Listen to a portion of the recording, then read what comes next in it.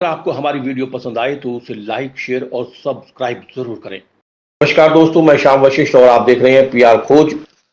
पीबीएसएस 19 फरवरी को करेगा मुख्यमंत्री आवास का घेराव। स्वास्थ्य विभाग से एनपीएस के डॉक्टर, नर्स और स्वास्थ्यकर्मी होंगे शामिल। सरकारी अस्पताल सोनीपत में संपर्क अभियान को संबोधित करते हुए प्रदेश मुख्य सलाहकार प्रमोद एस्कॉन ने कहा कि विधानसभा चुनाव में पुरानी पेंशन बहाली का वादा करने वाले उप मुख्यमंत्री दुष्यंत चौटाला करें पेंशन बहाल। उन्होंने कहा कि गठबंधन सरकार को चाहिए कि राजस्थान, छत्तीसगढ़, झारखंड, पंजाब और हिमाचल की तर्ज पर प्रदेश में पुरानी पेंशन नीति को बहाल करे, अन्यथा प्रदेश का प्रत्येक कर्मचारी सरकार से आर पार के संघर्ष को तैयार है, जिसकी पूरी जिम्मेदारी गठबंधन सरकार की होगी। अन्य राज्यों की भांति हरियाणा सरकार भी पुरानी पेंशन बहाल करे। देवराज बाल्यान ने कहा कि गठबंधन सरकार की वादा खिलाफी से कर्मचारियों में भारी नाराजगी है। इसके लिए संघर्ष समिति द्वारा 19 फरवरी को मुख्यमंत्री आवास का घेराव करेगी, जिसमें हरियाणा से भारी संख्या में कर्मचारी भाग लेंगे। गीता राजपूत ने कहा कि एनपीएस किसी भी तरह से कर्मचारियों और प्रदेश के हित में नहीं है। डॉक्टर प्यारेलाल ने कहा कि सरकार पुरानी पेंशन बहाल करे, क्योंकि एनपीएस में कर्मचारियों का भविष्य सुरक्षित नहीं है और कर्मचारियों का पैसा शेयर बाजार के हवाले है, जिसकी निश्चित गारंटी भी नहीं है। डॉक्टर, नर्स और स्वास्थ्य कर्मी भारी संख्या में पंचकुला पहुंचेंगे।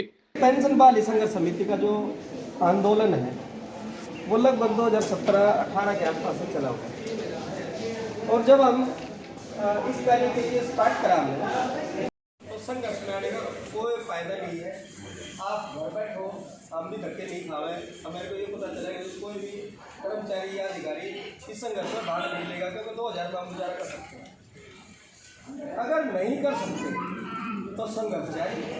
लगभग 5 से 6 साल हो गए लगातार हम लग रहे हैं। जो लोग ग्रुपों में वो देख रहे हैं कि लगातार कहीं ना कहीं हम हर रोज कहीं ना कहीं, मतलब एक दिन में लगभग 4 जगह, 5 जगह, 6 जगह हम जा रहे हैं।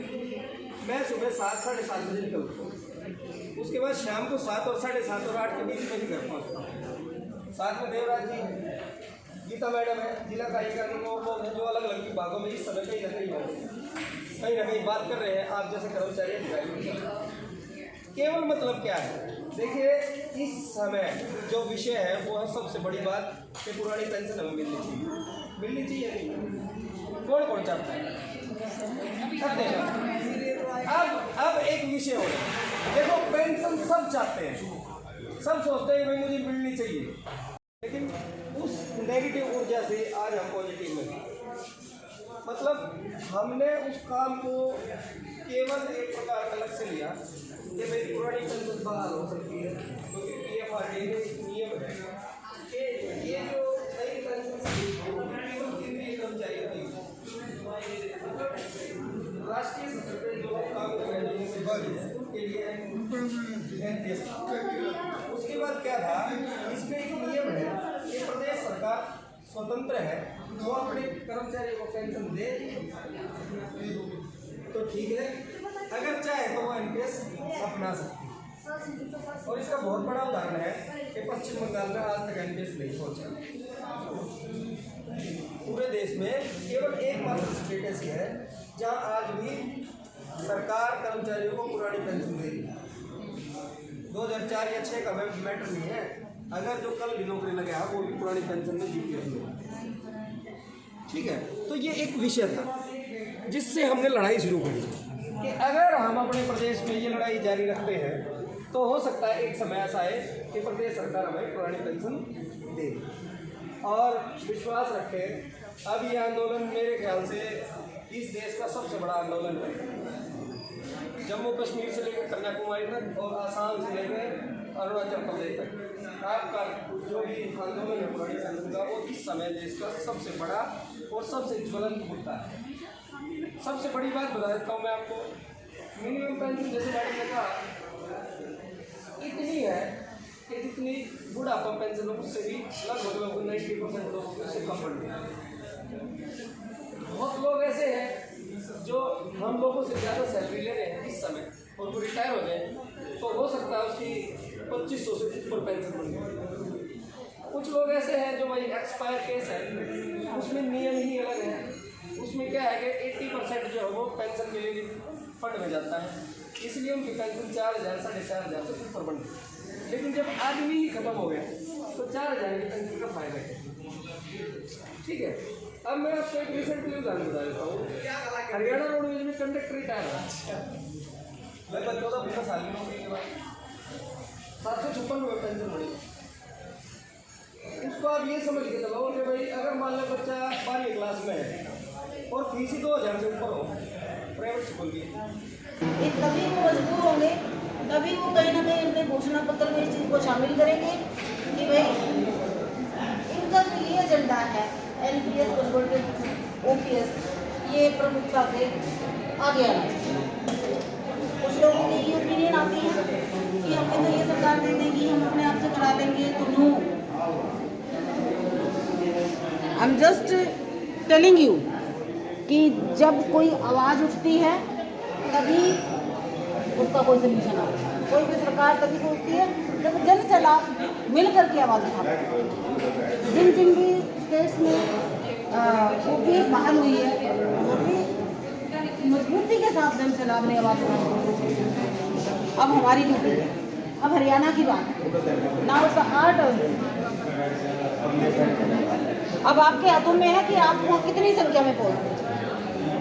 तो सबसे बड़ा जो हमारी रिस्पॉन्सिबिलिटी है आज आपका मेजर कॉन्ट्रीब्यूशन होगा कि आप वहाँ पे अधिक से अधिक संख्या में पहुँचें।